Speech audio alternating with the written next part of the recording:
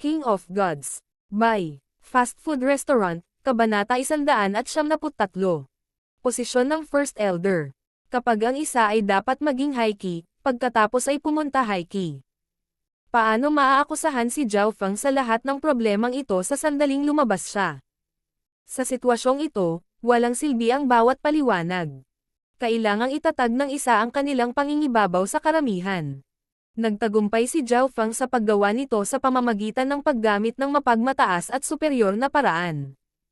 At ang mga taong ito ay walang masabi. Nauna ang pinakamalakas. Kinuha ni Zhao Feng ang titulong ito at may karapatan siyang sabihin iyon. Ang mga nanalo lamang ang sumulat ng kasaysayan.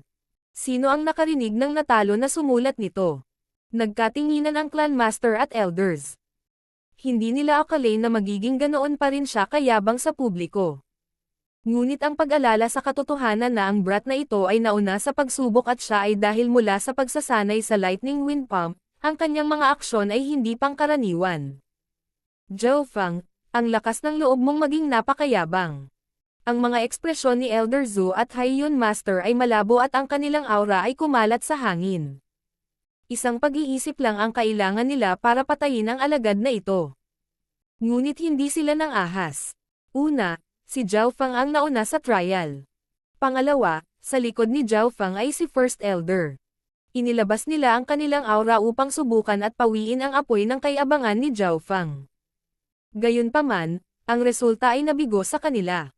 Ang asher na buhok ni Zhao Feng ay umihip sa hangin at ang kanyang mata ay matalas at hindi gumagalaw. Sa buong pagsubok, maraming beses na napaglabanan ni Zhao Feng ang True Spirit Realm Aura. Ang pinaka-nakakatakot na mountain monster, na nakapatay ng 4 na black metal monster sa isang pag-iisip, ay may aura na mas malakas kaysa sa 2 elder na nauna sa kanya.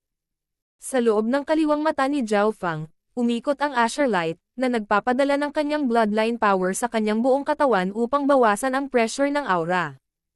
Meow meow.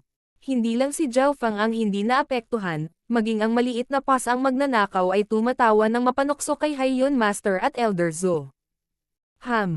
Hindi simple ang pas ang iyon. Baka ang pusa ang nanloko kay Beimoy. Nagliwanag ang mga mata ng Haiyun Masters. Palibhasa'y nasa True Spirit Realm, paanong hindi niya makikita na ang katalinuhan ng maliit na pas ang magnanakaw ay isang bagay na hindi may hahambing sa isang normal na hayop.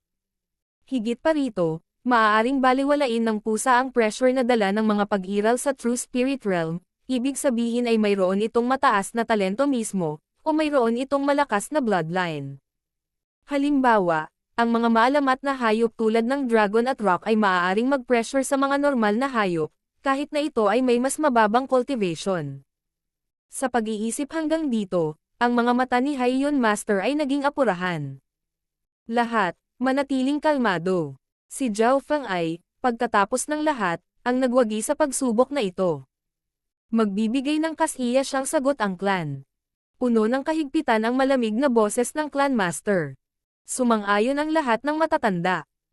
Ang pinakamahalagang bagay ngayon ay upang makita kung gaano karaming mga gantimpala ang natanggap ni Zhao Feng. Kailangang malaman ng isa na si Zhao Feng ay nanatili sa paglilitis ng mas mahaba kaysa kay Beimoy, na tumalo sa 1,000 taon na record, ng 10 araw. Ang mga disipulo na humihiling na parusahan si Zhao Feng tulad ni Quan Chen, Beimoy at ang iba pa ay tumahimik. Kahit anong sabihin nila, nauna pa rin si Zhao Feng. Pinangunahan ng clan master si Zhao Feng patungo sa Central Division. Sa hitsura nito, ang ginawa ni Zhao Feng sa trail ay malamang na mabaliwala ng mga nakatataas ng clan. Sina Quan Chen, Luhu at ang iba pa ay may ayaw sa kanilang mukha.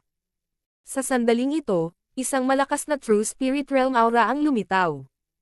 Kabataang Zhao Feng, huwag maging mayabang. Ang bawat bansa ay may kanya-kanyang batas at ang aming clan ay ganoon din. Kasama si Elder, ako, narito, gaano man kalaki ang iyong kontribusyon, mapaparusahan ka pa rin. Isang dumadagandong, matandang boses ang tumunog na nagpatigil sa mga yabag ng mga elder.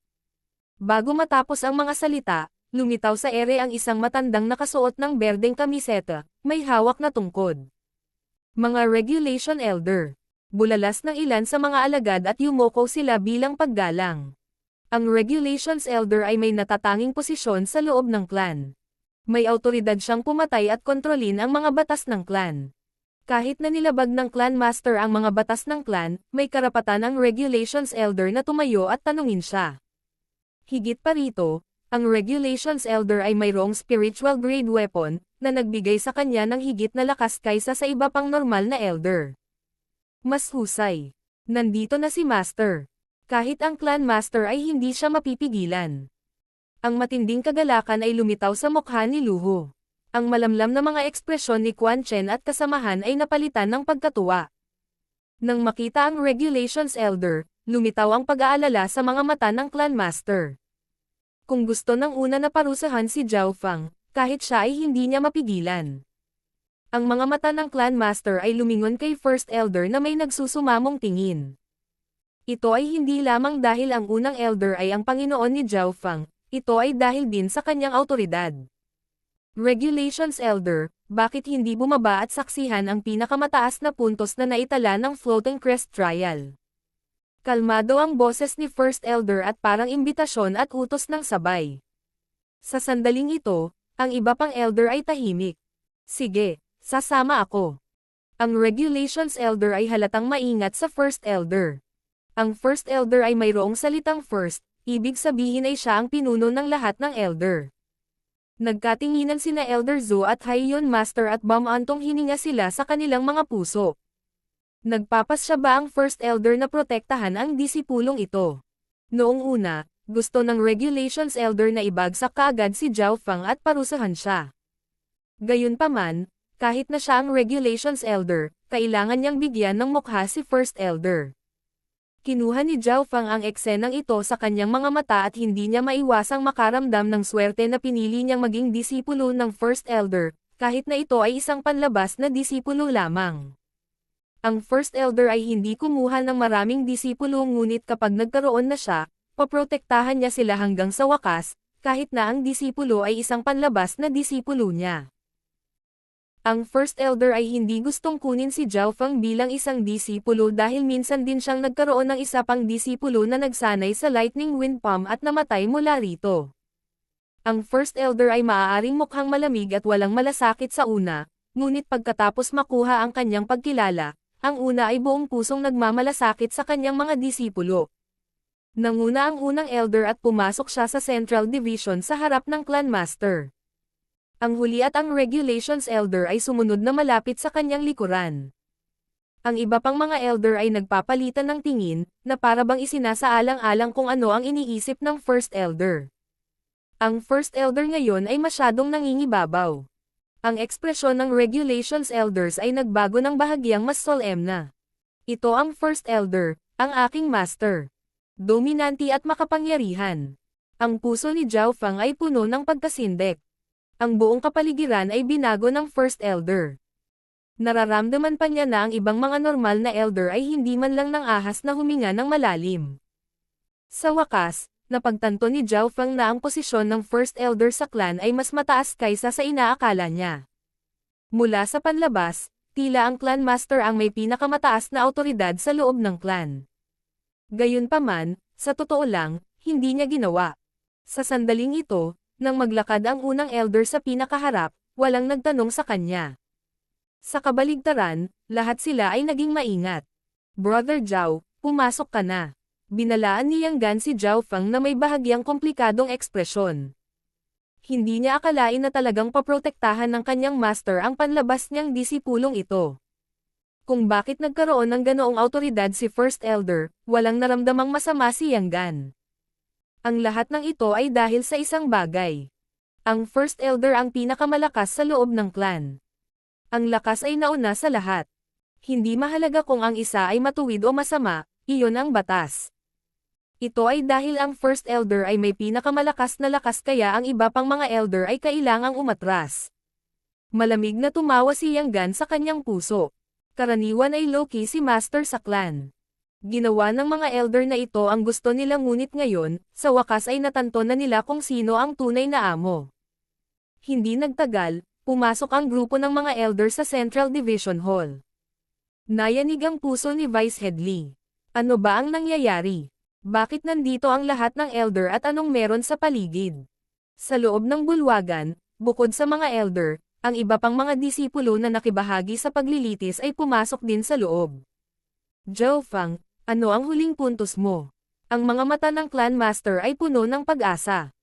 1,000 at kaunti. Casual na sagot ni Zhao Fang. 1,000 at kaunti.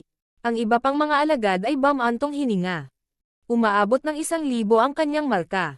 Kahit si Brother Bimoy ay nasa 900 o higit pa. Ang iskor na iyon ay malamang na tinalo ang 10,000 taon na tala. Nagkagulo sa loob ng bulwagan. Hehe, mukhang 900 puntos lang si Bimoy. Tumawa si Zhao Fang sa kanyang puso. 1,000 at kaunti. Magkano ang konti? Pinandilatan ng unang elder si Zhao Fang. 1,588. Sinadya ni Zhao Fang na magbigay ng mas mababang marka dahil ginamit ang ilang puntos upang ibigay ang kanyang mga kahilingan. 1,500, tinalo niya ng 10,000 taon na tala. Ang first elder ay labis na nasiyahan at ang kanyang mukha ay namula. Pagkatapos noon, kinuha ni Zhao Fang ang kanyang mga gantimpala. Espiritual na grade na sandata. Ang unang item ay isang spiritual grade sword, na nagpaningning sa mga mata ng lahat ng elder. Pagkatapos ay kinuha ni Zhao Fang ang 2 spiritual class na kasanayan, isa pa kaysa kay Bimoy. Ang mga espiritual na kasanayan sa klase ay itinuring na parang mga pamana sa clan. Ang 2 sa parehong oras ay isang malaking sorpresa. Bukod doon, mayroong 4 na pinakamataas na grado na mortal skills, na kadalasang ibinibigay lamang sa elders at vice heads para sanayin. Si Zhao Fang ay sobrang mapagbigay at ibinigay niya ang lahat sa clan. Nagkaroon din ng isang grupo ng mga mapagkukunan na may mataas na halaga. Kung hindi ito kailangan ni Zhao Fang, ibinigay din niya ang mga ito sa clan. Sa totoo lang, ang pinakamahalagang kasanayan ay nakopya na sa kaliwang mata ni Zhao Fang. Mukhang hindi simple ang pusa mo. Umikot ang mga mata ni Haiyun Master. Miya miyaw. Tinuwanan ng maliit na pas ang magnanakaw ang Haiyun Master na may pang-aalipusta at panunuya. Ha ha ha. Nang makita ang Haiyun Master na minamaliit ng isang pusa, ang iba pang mga elder ay nagsimulang tumawa. Hindi nagalit ang Haiyun Master at tinitigan niya si Zhao Fang. Gaano karaming mga spirit stone ang gusto mo para sa pasang ito? Maaari rin akong magbigay ng iba pang mga item. Hindi ito binibenta. Pumirma na sa akin ng kasunduan sa dugo ang munting pasang magnanakaw. Walang pag-aalinlangan na umiling si Zhao Fang. Kasabay nito, kinagat niya ang kanyang dila. Ang mga mata ni Haiyun Master ay talagang espesyal. Fenger, nakatanggap ka ba ng anumang mga pamana sa paglilitis para sa pagsira sa record ng 10,000 taon? Puno ng pagmamadali ang mukha ni First Elder. Nang marinig ito, naramdaman ni Zhao Fang ang init sa loob ng kanyang puso. Gustong malaman ng isa pang elder kung magkano ang kikitain ng clan at hindi siya. Kung tungkol sa mga mana, ito ang pinakakapaki-pakinabang na bagay para sa mga cultivator. Ang iba pang mga item ay, pagkatapos ng lahat, mga item.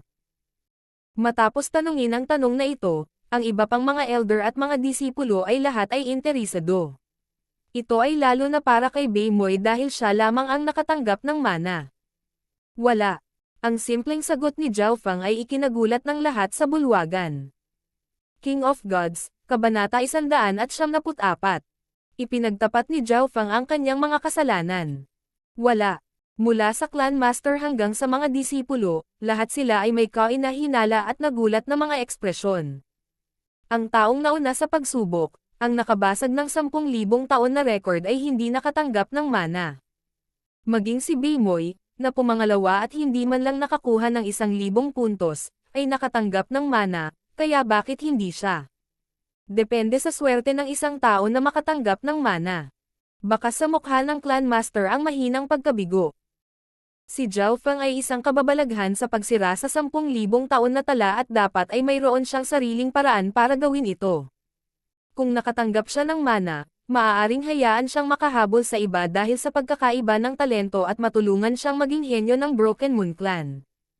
Sa kasamaang palad, maaaring nasira ni Zhao Fang ang 10,000 taon na tala, ngunit hindi niya nakuha ang bagay na pinakamahalaga para sa kanya.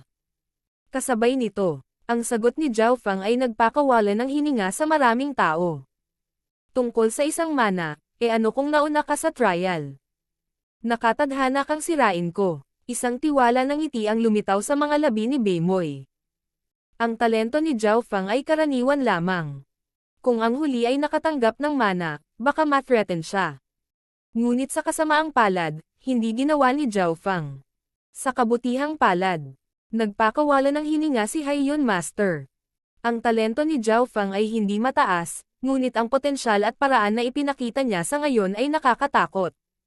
Kung nakatanggap siya ng mana, masyadong malaki ang banta na dala niya. Sa kabutihang palad, ang brat na ito ay hindi nakatanggap ng mana. Si Beimoy lang ang makakatalo sa kanya. Maging si Sun Yuanhao ay may panghahamak sa kanyang mga mata.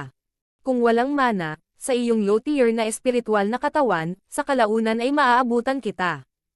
Balang araw, tatalunan kita ng diretso at babayaran ko ang kahihiyan. Sa puntong ito, ang lahat ay bahagyang tumingin kay Zhao Fang.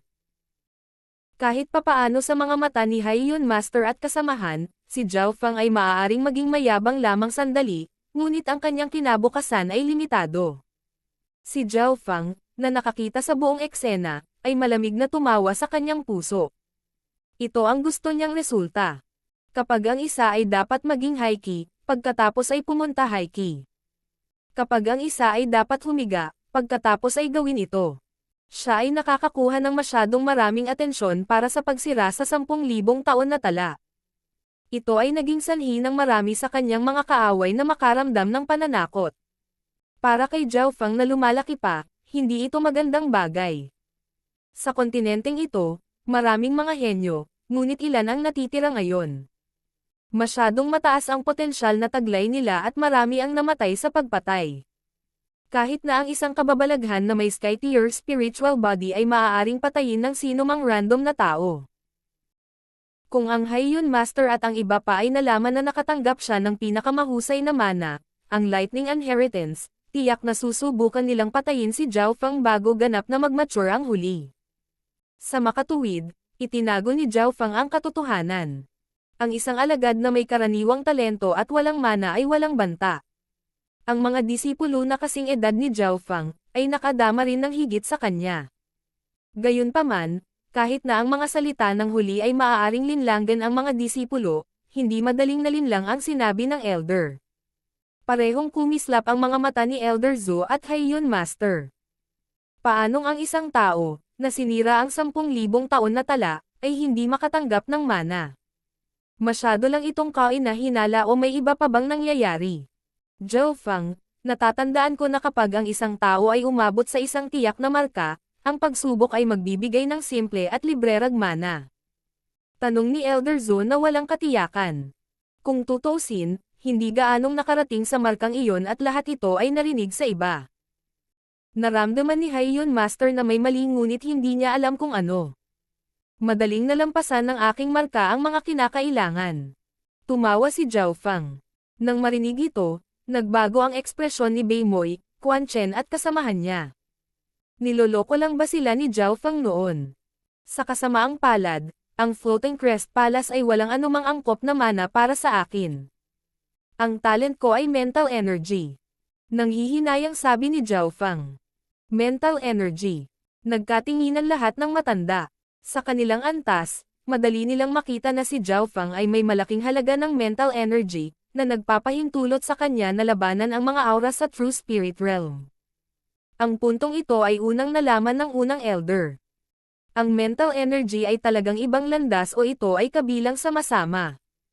Dahil may lahing matuwid, ang Floating Crest Palace ay hindi magkakaroon ng mga mana patungkol dito. Bumantong hininga ang Clan Master at naniwala sa mga salita ni Zhao Fang. Narinig ng lahat ng elder na si Zhao Fang ay may talento tungkol sa mental energy at naranasan na ito ng lahat ng mga disipulo. Sa ikalawang yugto, natalo ni Zhao Fang ang napakaraming paniki sa pamamagitan ng paggamit ng kanyang mental energy sound attack, na nagdulot ng zero casualty at pinsala sa mga disipulo.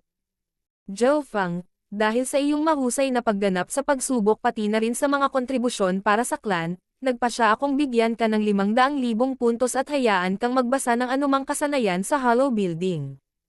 Higit pa rito, gagantimpalaan ka rin ng clan para sa mga item na ibinigay mo. Inihayag ng Clan Master. 500,000 puntos. Gulat na gulat ang iba. Kahit na ang mataas na antas ng clan ay tila walang ganito karaming puntos. Sa dami ng puntos na iyon, ano ang hindi niya magawa? Sige, naibigay na ang gantimpala, ngayon na ang punishment. Ang gantimpala at parusa ay hindi maaaring pagsamahin. Dahan-daang tumayo ang Regulation Elder. Tama, talagang malaki ang naiambag ni Zhao Feng sa clan, ngunit ang kanyang mga aksyon sa trial ay kailangang parusahan. Sumang-ayon si Elder Zhou. Bagaman si Zhao Feng ang nauna, sinira rin niya ang kinabukasan ng iba. Malamig na sabi ni Haiyun Master. 2 elder ang sumusuporta sa Regulations Elder. Ang biglaang pagliko ay nahuli ng Clan Master na nawalan ng bantay. Si Granny Liuyo ay neutral at wala siyang tinulungan. Unang naging matalas ang mga mata ni Elder at naging tense ang kapaligiran. Halata naman na magkasama itong pinagplanuhan ng tatlo. Ang Regulations Elder ay tatawag para sa parusa at ang 2 elder ay susuportahan siya, na nangangahulugan na kahit na ang First Elder ay hindi maaaring pagsabihan siya. Pagkatapos ng lahat, walang sino man ang may kapangyarihang kontrolin ang lahat. Ano ang iniisip ng Regulation Elder? Muling naging kalmado ang ekspresyon ng First Elder. Ang clan ay patas. Hindi namin inaakusahan ang isang mabuting tao, at hindi patatawarin ang isang masamang tao. Gagawin namin ito sa publiko, kung saan nanonood ang lahat. Naniniwala akong walang laban dito. Sinabi ng Regulations Elder. Tama iyan. Sumasang-ayon ako. Si Zhao Feng ay isang masama at tusong kabataan at dapat siyang paalisin sa clan. Ang dahilan kung bakit siya nauna ay binuo sa katotohanan na siya ay makasarili at sinaktan ang iba sa parehong oras. Dapat parusahan ang mga katulad niya. Sa pangunguna ni Quan Chen at Lu Hu, naglabas sila ng maraming kalokohan. Sa sitwasyong ito, kahit ang Clan Master at unang Elder ay walang magawa. Kung ito ay malulutas ng patas, wala na akong masasabi. Sabi ng First Elder. Sige, tatanungin natin si Zhao Feng. Zhao Feng, may nakikita ka bang problema? Tumango ang Regulations Elder. Wala. Casual pa rin ang ugali ni Zhao Feng. Tinatanong kita, bakit mo sinipa sina Sun Yuanhao at Lu Hu sa bangin sa unang yugto? Mahigpit na tanong ng Regulations Elder. Nang matapos niya ang kanyang mga salita, nagsimulang ipaliwanag ni Sun Yuanhao at Lu Hu kung paano sila niloko ni Zhao Feng. Ang batang ito ay walang paggalang sa kanyang mga elder at sinipa niya ako, isang core na disipulo, sa kailaliman, sinisira ang aking kinabukasan. Umiiyak na sabi ni Lu Hu. Gusto niyang itago ang lahat ng kayamanan para sa kanyang sarili at natakot siya na ipaglaban ko ito, kaya sinipa niya ako sa bangin. Umiyak din si Sun Yuanhao. Binaluktot ng dalawa ang katotohanan at kumilos ng napakahusay na ang lahat ay nakiramay sa kanila. Zhao Feng, paano mo ito ipapaliwanag? Tanong ng Regulations Elder. Mahina ang kalooban ng dalawang ito. Sila ay kontrolado ng ilusyong sorrow. Iniisip ng alagad na ito na ang mga katulad nila ay hihilahin lamang pabalik sa lahat. Kaya't nagpa siya akong palabasin sila. Walang ekspresyong sinabi ni Zhao Feng. Zhao Feng, huwag kang manggahas na hiyain kami. Si Lu Hu at Sun Yuanhao ay puno ng galit. Malamig na tumawa si Zhao Feng sa kanyang puso. Sa tingin mo ba makikipagtalo ako sa iyo tungkol sa katotohanan? Ang mga taong ito ay malamang na nagplano ng magkasama laban kay Zhao Feng. Matapos marinig ang paliwanag ni Zhao Feng, lahat ay natigilan. Dahil wala silang silbi, pinalaya sila. Kalokohan. Masyadong mayabang ang lalaking ito.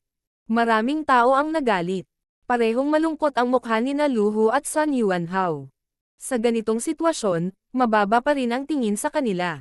Bahagyang huminto ang Regulations Elder. Hindi ito masasagot ng mga planong ginawa nila. Gaano ka maglakas loob na maging mayabang? Pagkatapos ay tatanungin kita, bakit mo inatake si Quan Chen sa ikalawang yugto?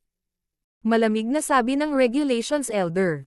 Para sa Clan Master at Elders, ang disipulong ito sa wakas ay nakapasok sa gitnang lugar ng isang kastilyo at si Zhao Feng, na pumasok sa kalagitnaan, ay gustong nakawin ang aking mga samsam sa digmaan. Sabi ni Quan Chen sa nagngangalit na mga ngipin. Zhao Fang, paano mo ito ipapaliwanag? Tumawa si Zhao Fang. Nakipagtulungan sa akin si Brother Quan para salakayin ang kastilyo, ngunit wala siyang silbi. Hinailan niya ako pababa. Mas nakatulong siya na wala siya roon. Walang kwenta. Kinaladkad siya pababa. Halos lumuwa ang mga mata ng lahat sa kanilang mga eye socket. Masyadong pailay ang palusot na ito. Zhao Fang, tumigil ka sa paggawa ng mga bagay-bagay. Galit na galit si Quan Chen. Kailan niya kinaladkad si Zhao Fang pababa? Hindi man lang nagpapaliwanag ang huli, pinapahiya niya ang mga ito. Mabuti.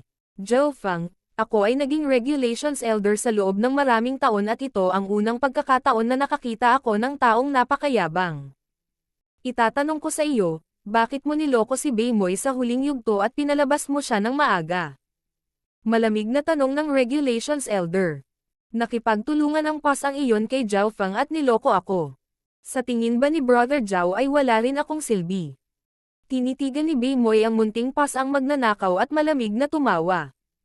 Hindi mapag-aalinlanganan ang lakas ni Beimoy. Kasabay nito, napakataas din ng kanyang talento at swerte. Sa tingin ng lahat, hindi na niya magagamit ang mga salitang walang silbi at kinaladkad siya pababa ngayon. Si Brother Bei ay halatang makapangyarihan, ngunit ang kanyang katalinuhan. Paano ka maniniwala sa sinasabi ng pusa? Paano kung ang mga tao ay tulad niya na may lakas, ngunit walang utak na lumabas? Sabi ni Zhao Fang. Sinasabi mo na mababa ang katalinuhan ko. Halatang inis si Beimoy. Miyaw. Ang maliit na magnanakaw na pusa sa balikat ni Zhao Fang ay tumanggo at ikan-away ang kanyang mga paa bilang pagsang-ayon. Ikaw. Sa sobrang galit ni Beimoy ay halos maubos siya ng dugo. Hindi man lang nagpapaliwanag si Zhao Fang, pinapahiya niya lang sila. Anong mayabang na brat? Halos sumabog ang regulations elder sa galit. Hindi nilalaro ni Zhao Fang ang mga barahan na gusto niyang gawin niya, na naging dahilan para makaligtaan ang lahat ng kanyang mga bitag at plano.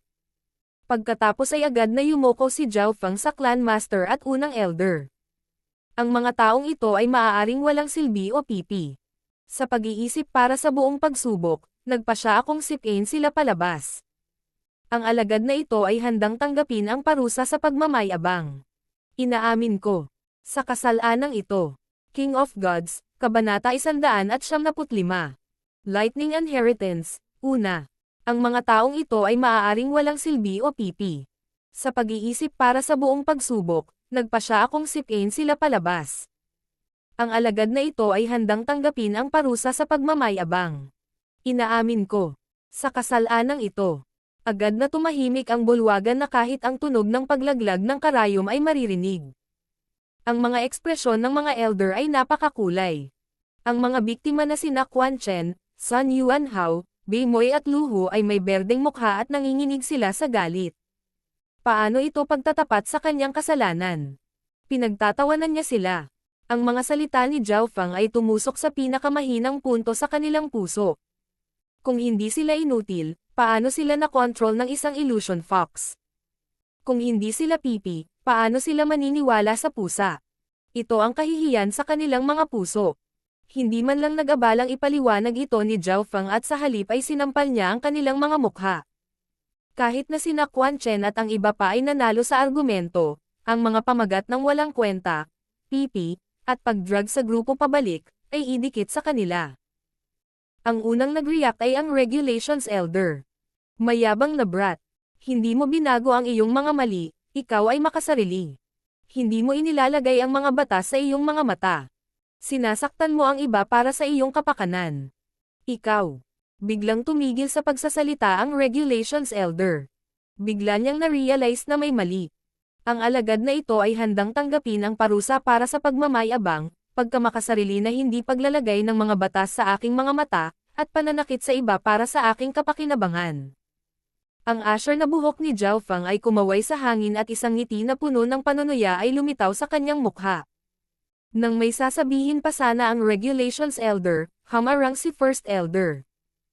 Sige, lumabas na ang katotohanan at inamin ni Zhao Fang ang kanyang mga maling nagawa. Pero, ang mukha ng regulation elder ay berde. Nasabi mo na sa iyong sarili, si Zhao Fang ay mayabang at makasarili, ngunit wala siyang intensyon na saktan ang ibang mga disipulo. Higit pa rito, ang kanyang mga salita ay hindi walang dahilan. Sabi ng First Elder, si Elder Zhou at Haiyan Master ay parehong natulala at hindi makapagsalita. Si Zhao Fang mismo ay umamin na, ano pa ang magagawa nila? Mula ulo hanggang paa, makasarili at mayabang lang ang titulo niya. Ang mga ito ay hindi kahit na mga kasalanan, ang mga ito ay isang saloobin. Mayroong maraming mga tao tulad nito sa clan. Ang tanging problema ay ang pananakit sa iba para sa kanyang sariling kapakanan. Paano kung kukuha tayo ng 400,000 puntos ng kontribusyon mula kay Zhao Fang at ibigay ito sa 4 na disipulo para sa kanilang mga pagkatalo? Iminungkahi ng First Elder. Magandang ideya iyon, 400,000 puntos ang sweldo ng isang vice head na nagtatrabaho ng 100 taon para sa clan. Ito ay higit pa sa sapat upang mabayaran ang mga disipulong ito. Tumango ang clan master bilang pagsang-ayon. Marami talaga ang 400,000 puntos. Mayroon ding mga nakaraang halimbawa ng pagbabawas ng mga puntos ng kontribusyon sa nakaraan. Sinabi ng orihinal na neutral na si Granny Liuyo. Ito. Ang Regulations Elder ay walang magawang tumingin kina Elder Zhou at Elder Haiyan. Walang magawa ang tatlo. Mula sa panlabas, tila sinubukan na ng clan ang lahat para parusahan si Zhao Fang. Ang 400,000 puntos ay isang malaking halaga ng mga puntos. Kung kinwestiyon ng isa ang parusang ito ay kapareho ng pagtatanong sa clan mismo. Gayunpaman, para kay Zhao Fang, mayroon pa siyang 100,000 puntos na natitira. Nang umabot sa ganoong halaga ang mga kontribusyon na puntos, hindi na ito gaanong ibig sabihin. Nakatanggap din siya ng pribilehiyong makapasok sa Hollow Building anumang oras na gusto niya. Mayroon na siyang pinakamahusay na mana ng Floating Crest Palace, ang Lightning Inheritance, na naglalaman ng maraming kaliwanagan sa loob. Hindi niya kailangan ng pera, kasanayan o kayamanan. Ang 400,000 puntos ay walang halaga kay Zhao Fang. Zhao Fang, may problema ka ba? Tanong ng clan master.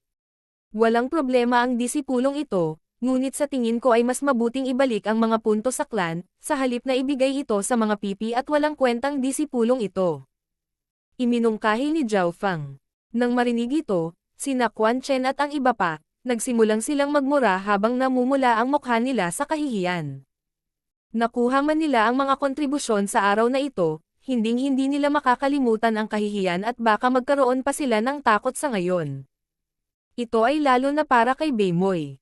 Siya ay isang kababalaghan na may mahusay na talento at swerte at siya ay pumangalawa sa trial, na nagbigay na sa kanya ng 200,000 puntos.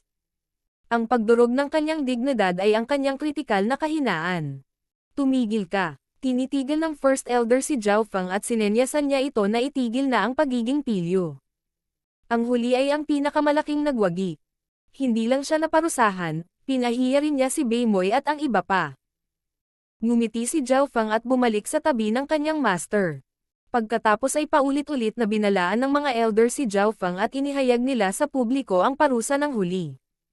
Sa wakas, natapos na. Ang mga awayan sa trial ay pinigil. Sina Beimoy, Quan Chen at ang iba pa ay may galit at nakakahiyang mga ekspresyon nang lumabas sila ng bulwagan. Matapos mawala ang mga tao. Sumama ka sa akin. Sinabi ng unang elder kay Zhao Fang. Pagkatapos noon, dumating si Zhao Fang sa lugar kung saan nakatira ang First Elder. Ito ay isang tahimik at tahimik na silid na walang tao sa paligid. Bahagyang nagulat si Zhao Fang. Ito ang pribadong lugar ng kanyang master.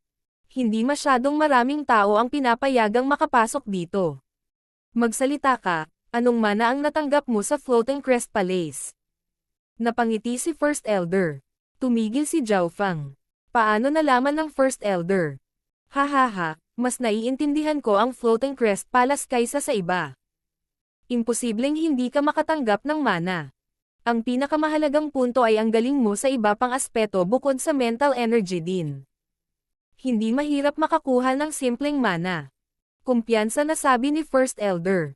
Maliwanag talaga ang mga mata ni Master. Oo, nakatanggap ako ng mana. Dahan-daang binuksan ni Zhao Fang ang kanyang kamay. Isang maliit na kislap ng kidlat ang lumitaw sa kanyang palad at akmang-akma ito sa mga linya sa kanyang kamay. Ito. Ang Lightning Inheritance. Huminga muna ng malamig si Elder nang lumitaw ang pagkabigla sa kanyang mukha. Siya ang pinakamaalam at pinakamalakas na Elder sa clan. Sa pamamagitan lamang ng pagtingin dito, masasabi niya ang kasaysayan ng pamana ni Zhao Fang. Sa pamana na ito, magiging perpekto ang aking Lightning Wind Palm. Master, komo-kontra ka pa rin ba sa akin sa pagsasanay ng Lightning Wind Palm? Bahagyang ngumiti si Zhao Fang. Huminto ang First Elder at tumingin siya kay Zhao Fang na may masalimuot na emosyon. Si Zhao Fang, na nakatanggap ng Lightning Inheritance, ay talagang may karapatang sanayin ang Lightning Wind Palm. Kung hindi dahil natutunan ko na ang Lightning Wind Palm, maaaring hindi natanggap ng disipulo ang manang ito. Ito ay kilala bilang karma. Higit pa rito, malamang na may kinalaman din ang mana ni Beimoy sa kanyang Northern Dark Heavenly Water. Nagpatuloy si Zhao Fang. Karma talaga ang pinakamahirap intindihin sa mundo. Napangiti ng mapait ang First Elder at umiling. Sino ang mag-aakala na ang Lightning Wind Palm na sinanay ni Zhao Fang ay ang susi sa pagpapahintulot sa kanya na makatanggap ng pinakamahusay na Lightning Inheritance? Sinabi ni Zhao Fang kay Lin Fan na pumunta rin sa kanyan, ngunit ang huli ay nakatanggap lamang ng isang normal na Floating Crest Seal at hindi isang Floating Crest Lightning Seal. Ito ay karma. Fenger, wala akong maituturo sa iyo dahil natanggap mo na ang Lightning Inheritance. Irerekomende kita sa 3-clan party sa loob ng 1 buwan. Ngunit bago iyon, kailangan mong maabot ang posisyon ng isa sa nangungunang 5 core disciples. Puno ng papuri at paghanga ang ekspresyon ng First Elder. Maaaring siya ay may kaalaman, ngunit ito ay wala sa harap ng Lightning Inheritance. Ang higit na nakapagpapahinga sa kanya ay ang katotohanang si Zhao Fang ay maaaring mukhang mayabang at pabaya, ngunit sa katotohanan, siya ay kalmado at tuso. Wala siyang karamay at nagdesisyon siya ng walang pag-aalinlangan. Ang kanyang saloobin ay angkop para sa mundong ito. Mula sa pananaw ng First Elders, ang iba pang mga disipulo tulad ni Yang Gan, Beimoy, Sun Yuanhao at ang iba pa ay hindi pa lumalago dahil hindi sila kasing tuso ni Zhao Fang. Ano itong 3-clan party? Nagtatakang tanong ni Zhao Fang. Bahagyang nagulat si First Elder. Hindi man lang inilagay ni Zhao Fang ang pagpasok sa nangungunang 5 core disciples sa kanyang puso. Mula rito, makikita ang kanyang kumpiyansa. Ang 3-clan party ay binubuo ng Lin Moon Clan, Silver Moon Clan at ang Broken Moon Clan. Ito ay ginaganap 1 beses bawat 5 taon at ang Broken Moon Clan ay palaging nahuhuli dahil ang Lin Moon Clan at Silver Moon Clan ay mas mataas ang ranggo kaysa sa amin sa 13 clans. Matapos itong marinig ni Zhao Fang, hindi niya maiwasang mapabuntong hininga. Hindi ako makapaniwala na ang Broken Moon Clan ay napakahina sa 13 clans. Bastos ka, ang 13 clans ay pawang maliliit na kapangyarihan. Lahat tayo ay may magkakatulad na lakas. Ang Broken Moon Clan ay hindi matatakot sa sino man pagdating sa isang away. Ang First Elder ay nanumpa. Ito. Paano masusukat kung gaano kalakas ang isang clan? Biglang naging interesado si Zhao Fang sa kung paano sinusukat ang lakas ng bawat clan. Ito ay malinaw na ang Broken Moon Clan ay isang pundasyon lamang. Ayon sa mga sinaunang talaan, ang clans ay nahahati sa 5 antas mula sa 1 bituin hanggang sa 5 bituin. 1 bituin ang pinakamahina at 5 ang pinakamalakas. Ang pagkakaiba sa pagitan ng bawat bituin ay maaaring umabot ng 10 o daan-daang beses sa lakas. Ilang bituin mayroon ang Broken Moon Clan? Apurahang tanong ni Zhao Fang. Ilang bituin? Namula ang mukha ni First Elder at tumawa. Magpalat tayo ng ibang paksa.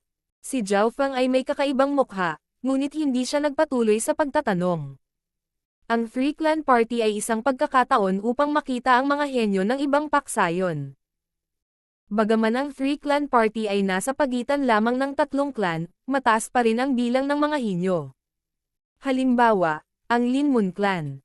Nabalitaan ko na mayroon silang isang tao na may changeable body na ang talento ay maihahambing sa Earth Spirit Body. Nangangahulugan ito na ang kanyang talento ay mas mataas pa kaysa kay Beimoy. Sinabi ng First Elder. Earth Spirit Body. Naantig si Zhao Fang. Ito ay isang maalamat na talento. Maging si Beimoy ay malapit sa isang Earth spiritual body. Ang kababalaghang ito ng Linmon clan ay may nababagong katawan tulad ni Sun Yuan Hao, ngunit ang talento ng una ay mas mataas. Oh, oo, kung mayroon kang anumang mga katanungan, maaari kang magtanong sa clan dahil malaki ang iyong naiambag. Napangiti si First Elder. Saglit na nag-isip si Zhao Fang at mahinang nagsabi. Pagkatapos kung matapos ang ilang bagay, gusto ng alagad na umuwi muna bago sumali sa Three Clan Party. Medyo matagal na niyang iniwan ang pamilya Zhao. King of Gods, Kabanata 176. Pamana ng Kidlat, Ikalawa. Sa ika-48 araw. Ang Floating Crest Trial ng henerasyong ito ay opisyal na natapos at ang pangalan ni Zhao Fang ay yumanig sa buong clan. Maaaring hindi siya pangunahing disipulo, ngunit tiyak na isa siya sa pinakakilala. Kasabay nito, kumalat ang mga alingawngaw ng kanyang mayabang, tuso at makasarili na pagkalillan. May mga tsismis na maraming pangunahing disipulo ang niloko niya. Gayunpaman, hindi ito nagtapos dito. Sa ikalawang araw, inihayag ng First Elder na kinukuha niya si Zhao Fang bilang isang pangunahing disipulo niya. Ang balitang ito ay muling yumanig sa buong clan, lalo na sa mataas na antas. Ang First Elder ay walang pag-aalinlangan ang pinakamaalam at pinakamakapangyarihang elder. Sa pamamagitan ng pag-promote kay Zhao Fang sa kanyang opisyal na pangunahing disipulo, ginawa nitong hindi masaktan ang huli sa mga disipulo. Sa makatuwid, ang mga kaaway ni Zhao Fang ay nag-iingat at natakot sa parehong oras. Ikalawang araw pagkatapos ng trial. Pumunta si Zhao Fang sa Clan Mission Division at ibinalik niya ang mga pangunahing kristal na bato ng utang at binili niya ang 3 Luohao Arrow. Nang makita ng matandang Zhang si Zhao Fang, hindi napigilan ng una na mapabuntong hininga. Ang dalawa ay tumaya kung makakasali o hindi si Zhao Fang sa trial. Hindi lang nakapasok si Zhao Fang, nauna din siya at natalo ang 10,000 taon na tala. Hindi mapigilan ni Zhao Fang na matuwa pagkatapos niyang bilhin ang mga Luohao Arrow. Ang mga arrow ay mataas ang kalidad at sila ay maihahambing sa isang middle-grade mortal weapon. Sa pamamagitan lamang ng paggamit nito sa Luohao Bao may lalabas ang buong kapangyarihan nito. Beng! So, bahagyang binawi ni Zhao Fang ang string at isang madilim na berdeng arrow ang tumusok sa hangin ng napakabilis na hindi ito makita ng mata. Kailan nagkaroon ng malakas na katangian ng yelo ang Luohao Bao? Bahagyang natulala ang matandang si Zhang. Ang arrow noon ay tiyak na naglalaman ng malaking halaga ng lamig. Hiu! Automatikong bumalik ang Luohao Arrow. Tumanggo si Zhao Fang bilang kasiyahan at ibinigay niya ang Luohao Bao kay Vice Head Zhang. Sa Luohao Bao ay isang asol na lotus. Inabot ng matandang Zhang at hinawakan ang busog. Malamig at nagkaroon pa ng pagbabago ang mga materyales na ginawa ng pana. Hindi nakakagulat na ikaw ang unang pwesto sa Floating Crest Trial. Ang kapangyarihan ng Luohao Bao ngayon ay hindi mas mahina kaysa sa isang high-grade mortal weapon. Ang katangian ng yelo ay mas mahalaga kaysa sa ilang high-grade na mortal na armas. Sabi ni Vice Head Zhang. Bahagyang nagsisi si Zhao Fang. Ang mga palaso ng yelo sa pagsubok ay nagamit na lahat. Nagkaroon sila ng epekto ng ice sealant kapag ginamit kasama ng Luohao Bao. Siyempre, sa mga tuntunin ng dalisay na kapangyarihan, ang Luohao Bao ay mas mahusay sa mga Luohao Arrow. Tinansya ni Zhao Fang na kung ipapaputok niya ang Luohao Bao ng buong lakas, magdudulot ito ng mga kritikal na banta sa mga nasa 5th sky ng Ascended Realm. Doble ang halaga nito kaysa sa True Force kapag pinagsama ang Luohao Bao at Luohao Arrow. Nagsalubong ang mga kilay ni Zhao Fang. Ang lahat ay dapat may sariling kahinaan at lakas. Pagkatapos noon, tinanong ni Zhao Fang ang matandang Zhang kung paano ayusin ang kanyang Yin Shadow Cloak. Ang Yin Shadow Cloak ay ang pinakamahalagang bagay ni Zhao Fang. Ang halaga nito ay 10 beses na higit pa sa isang espiritual na sandata. Ang mga espiritual na sandata ay may kinakailangan sa paglilinang at ang mga nasa Ascended Realm ay hindi man lang ito makontrol. Gayunpaman, maaaring lumaki ang mga kayamanan ng gradong mana kasama ng gumagamit. Gaano kabihira iyon? Nakuha ni Zhao Fang ang karamihan sa mga materyales na kailangan para ayusin ang Yin Shadow Cloak ngunit may ilang bagay na kailangan pa rin niya. Bukod doon, may isa pang mahalagang kondisyon. Ibig mong sabihin ang panday ay kailangang maging Grandmaster at nasa True Spirit Realm. Tanong ng matandang si Zhang. Tama iyan. Tumanggo si Zhao Fang. Magulo yun. Sa 13 angkan, wala kahit isang Grandmaster Blacksmith. Mapait na ngumiti ang matandang Zhang. Wala. Labis na nagulat si Zhao Fang. Ang 13 bansa ay walang kahit isang Grandmaster Blacksmith. Kung kailangan mo talaga, mayroong Grandmaster Blacksmith na tinatawag na Yanye sa Metal Dragon Country. Gayunpaman, sa Hilagang Kontinente, ang isang Grandmaster Blacksmith ay may mataas na katayuan. Kahit ang mga nasa True Spirit Realm ay hindi kayang bayaran siya, kaya paanong ang Broken Moon Clan? Umiling ang matandang Zhang. Mukhang hindi ito basta-bastang gulo. Kinagat ni Zhao Fang ang kanyang dila. Hindi niya akalain na ang Grandmaster Blacksmiths ay napakabihirang at ganoon kataas ang katayuan. Ibig sabihin ni Vice Head Zhang, kahit na gamitin ng isa ang titulo ng Broken Moon Clan para subukang kunin siya, maaaring wala ring pakialam ang huli. Ang 13 mga bansang Cloud ay nasa pagitan ng mga bansang Skyreach at Metal Dragon. Ang dalawang ito ay makapangyarihang pag-iral at ang mga paksayon sa likod nila ay may matinding kapangyarihan. Ang dalawa ay nakikibahagi sa isang tuloy-tuloy na digmaan at ang labanan ay aayusin ng mga kapangyarihang sumusuporta sa dalawang bansa. Kapag nanalo ang sino man sa kanila, madali nilang moalis ang 13 bansa. Si Grandmaster Yanye ay nagmula sa kapangyarihang sumusuporta sa Metal Dragon Country at mayroon siyang koneksyon sa Heavenly Yuan Sect, isa sa nangungunang 10 kapangyarihan ng kontinente. Ang huli ay isa sa pinakamataas na paksayon na maaaring magpasya sa buhay ng maraming maliliit na angkan sa pamamagitan lamang ng pag-iisip. Seryoso ang ekspresyon ng matandang Zhang. Malinaw na sinusubukan niyang bigyan ng babala si Zhao Fang. Bansa, paksayon, 10 dakilang kapangyarihan. Pinigilan ni Zhao Fang ang pananabik sa kanyang puso. Tila mas malaki ang mundo kaysa sa inaakala niya. Sa Green Flower Continent, ang 10 kapangyarihang ito ay may kakayahang pumili kung sino ang nabuhay at kung sino ang namatay. Maging ang Scarlet Moon Demonic Religion ay natalo ng 10 dakilang kapangyarihan. Maging mahinahon, guro. Hindi pa tayo hanggang doon.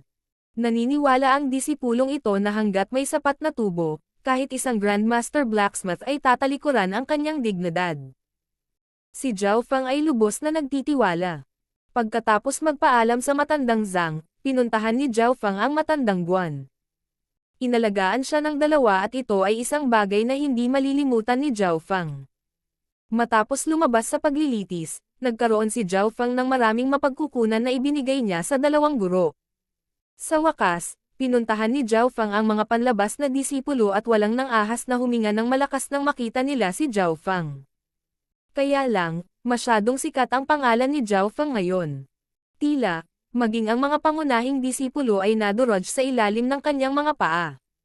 Pumunta rito si Zhao Fang para makita si Yang Qingshan at Nan Gongfan. Brother Zhao, hindi ako makapaniwala na naabot mo ang ganoong kataas na paninindigan. Una sa trial at isang disipulo ng First Elder. Nang makita sina Zhao Fang, Yang Qingshan at Nan Gongfan ay parehong nasa sabik. Malinaw na narinig nila ang mga aksyon ni Zhao Fang. Ngumiti ang huli at nagtanong. Kumusta na kayong dalawa? May nambubuli pa ba sa inyo? Wala. Paano sila mangangahas? Maging ang mga panloob na alagad ay natatakot sa iyong pangalan. Sinong nang ahas na saktan kami? Naunawaan ni Zhao Fang na ang dalawa ay may napakagandang buhay bilang mga panlabas na disipulo at pareho silang nakaabot sa pinakamataas na 20 panlabas na disipulo, kasama si Yang Qingshan na malapit nang makapasok sa Ascended Realm. Bago siya umalis, binigyan ni Zhao Fang ang dalawa ng isang grupo ng mga spiritual na table task na madaling magbibigay daan sa kanila na maabot ang Ascended Realm. Makalipas ang isang araw o dalawa, si Zhao Fang ang nag-asikaso sa lahat ng mga problema. Karamihan sa kabayaran ng clan ay naipagpalit. Nagkaroon ng maraming uri ng kabayaran. Una, sa pamamagitan ng pagbabayad ng primal crystal na mga bato. Si Zhao Fang ay mayroong 8,000 mababang grado na primal na kristal na mga bato, na katumbas ng 800,000 substandard na primal na kristal na mga bato. Kahit na ito ay isang malaking halaga, ito ay hindi sapat kung ihahambing sa espiritual na mga sandata at espiritual na antas ng mga kasanayan. Ikalawa, kabayaran sa pamamagitan ng mga mapagkukunan. Si Zhao Feng ay may kakayahan na kumuha ng kasing dami ng resources bilang isang vice head. Ang buwanang allowance na nakuha niya ay higit pa sa gastos ng ilang taong halaga ng ipon ng mga normal na alagad. Ikatlo, ang karapatang pumasok sa Hollow Building kahit kailan niya gusto at mag-browse ng anumang peak-tier mortal na kasanayan. Ikaapat, may kabuuang 10 kabayaran at isa sa kanila ang nagbigay kay Zhao Feng ng sarili niyang gusali. Hindi nakaimik ang huli. Hindi ngayon ang oras para maging high-key at mag-relax. Nanatili siya sa kwarto niya. Para sa ilang oras, si Zhao Feng ay sobrang low-key at wala siyang nakitang sinuman. Sa kaibuturan ng kanyang isipan, lumitaw ang 3 layered na gusali na kumakatawan sa Lightning Inheritance.